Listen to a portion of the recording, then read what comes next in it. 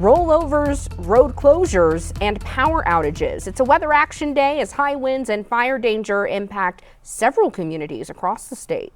Thanks for joining us for Denver 7 News at 5. I'm Micah Smith. Xcel Energy reports more than 10,000 customers are without power tonight.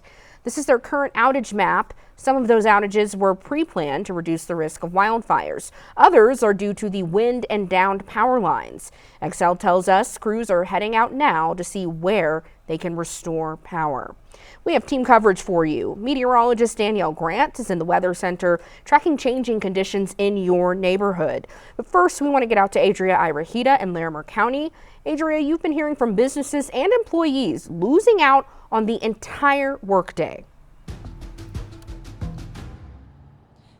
Yeah, Micah, some business owners say they've adapted, but nevertheless, this is still frustrating. Now, right now, Xcel tells me they have hundreds of crews on the ground patrolling those lines to make sure that they can restore power as quickly as possible, which means that a majority of customers, they tell me, could see their power restored today at some point. I spoke with the owner of Me Oh My Coffee and Pie, which you see behind me right here. He's been relying on generators all day to keep his business going. It's a lot of just making do, moving extension cords around and making sure that the food is locked up tight, sealed up, safe, and that we're not going to lose it. Jason Gauna tells me this is the fourth major Xcel power outage he's dealt with in the past couple of years. The first time it happened, he says they had no notice. This time around, though, he says communication from Xcel gave them enough time to prepare for what today would look like. So today they were selling mostly grab-and-go items to customers, and while people were coming and going throughout the day, he says the business is still losing revenue and wants Xcel to find a long-term solution.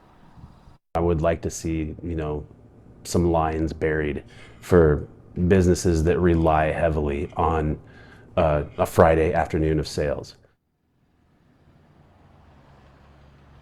Now, we took Jason's concerns directly to the president of Xcel Energy Colorado. We'll have more on that at 6.